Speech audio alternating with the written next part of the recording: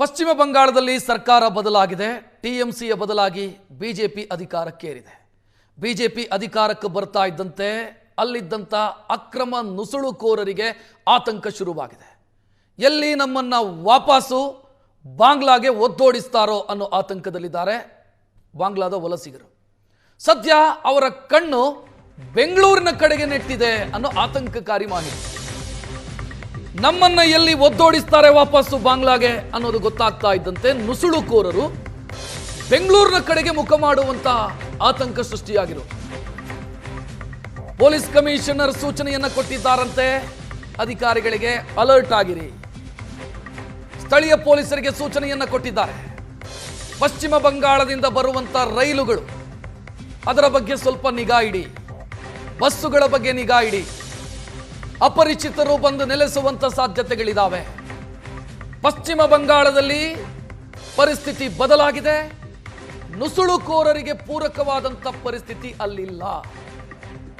ಒಂದು ಕಡೆ ಬೇಲಿ ಹಾಕೋದಕ್ಕೆ 500 ಕಿಲೋಮೀಟರ್ ವ್ಯಾಪ್ತಿ ಬೇಲಿ ಪೆಂಡಿಂಗ್ ಇತ್ತು. ಅದನ್ನು ಹಾಕೋದಕ್ಕೆ ಆದೇಶವನ್ನ ಕೂಡ ಮಾಡಲಾಗಿದೆ. ಅಂದ್ರೆ ಜಾಗ ಬಿಟ್ಟು ಕೊಟ್ಟಿದೆ ಪಶ್ಚಿಮ ಬಂಗಾಳ ಸರ್ಕಾರ. ಸ್ಟ್ರಿಕ್ಟ್ ಆಗ್ತಿದೆ ಪಶ್ಚಿಮ ಬಂಗಾಳದಲ್ಲಿ ಅಂತ ಗೊತ್ತಾಗ್ತಾ ಇದ್ದಂತೆ ಬೆಂಗಳೂರಿನ ಕಡೆಗೆ ಮುಖ ಮಾಡುವಂತ ಸಾಧ್ಯತೆಗಳಿದಾವೆ ಅನ್ನುವ ಆತಂಕಕಾರಿ ಮಾಹಿತಿ.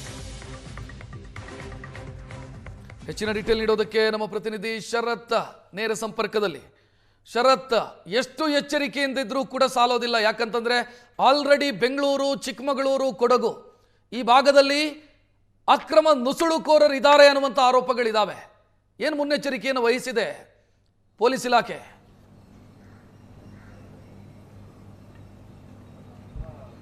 ರಕ್ಷತ್, ಪಶ್ಚಿಮ ಬಂಗಾಳದಲ್ಲಿ ಸರ್ಕಾರ ಬದಲಾಗ್ತಾ ಇದ್ದ ಹಾಗೆ ಅಕ್ರಮ ನುಸುಳುಕೋರರಿಗೆ ಬಾಂಗ್ಲಾದಿಂದ ಬಂದಂತಹವರಿಗೆ ನಿದ್ದೆಗಿಡುವಂತಹ ಪರಿಸ್ಥಿತಿ ಸದ್ಯಕ್ಕೆ ಎದುರಾಗಿದೆ. ಅವರಿಗೆ ಅಲ್ಲಿರುವಂತಹ ಅವಕಾಶಗಳು ಕಡಿಮೆ ಆಗ್ತಾ ಇದೆ. ಜೊತೆಗೆ ಅವರು ಬೇರೆ ಕಡೆಗೆ ಹೋಗುವಂತಹ ದಾರಿಗಳನ್ನು ಹುಡುಕೊಳ್ಳುವಂತಹ ಕೆಲಸಗಳನ್ನು ಮಾಡ್ತಾರೆ.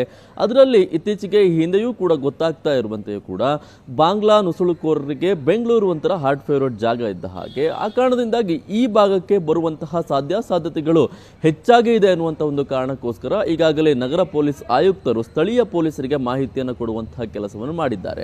ಈ ಹಿಂದೆ ಕಳೆದ 1 ವರ್ಷಗಳಿಂದಲೂ ಕೂಡ ಸಂಬಂಧಪಟ್ಟ ಹಾಗೆ ಬಾಂಗ್ಲಾ ವಲಸಿಗರನ್ನ ಬೆಂಗಳೂರಿನಿಂದ ಖಾಲಿ ಮಾಡಿಸಬೇಕು ಅಂತ ಹೇಳಿ ಪಣ ತೊಟ್ಟಂತಹ ಪೊಲೀಸರು ಎಲ್ಲ ಭಾಗಗಳಲ್ಲೂ ಕೂಡ ಹುಡುಕಾಟವನ್ನು ನಡೆಸಿ ಎಲ್ಲೆಲ್ಲಿ ಅವರು ನೆಲೆಸಿದ್ದಾರೆ ಎಲ್ಲರನ್ನೂ ಕೂಡ ಇಲ್ಲಿಂದ ಡಿಪೋರ್ಟ್ ಮಾಡುವಂತಹ ಕೆಲಸವನ್ನು ಮಾಡ್ತಾ ಇದ್ರು. ಈಗಾಗಲೇ ಕಳೆದ ಈ ವರ್ಷದಲ್ಲೇ ಸುಮಾರು 240 ಜನ ಬಾಂಗ್ಲಾ ಅಕ್ರಮ ವಲಸಿಗರನ್ನು ಕಳಿಸುವಂತಹ ಕೆಲಸವನ್ನು ಬೆಂಗಳೂರು ಪೊಲೀಸರು ಮಾಡಿದ್ದಾರೆ.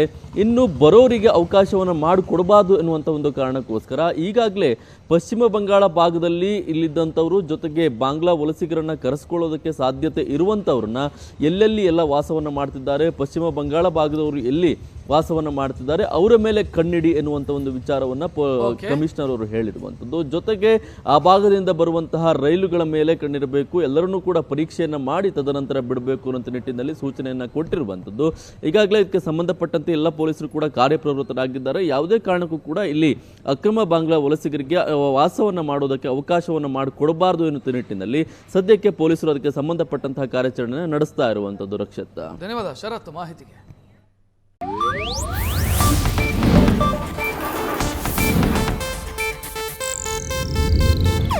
ಇದು ಏಷ್ಯಾನೆಟ್ ನ್ಯೂಸ್ ನೆಟ್ವರ್ಕ್ ಪ್ರಸ್ತುತಿ.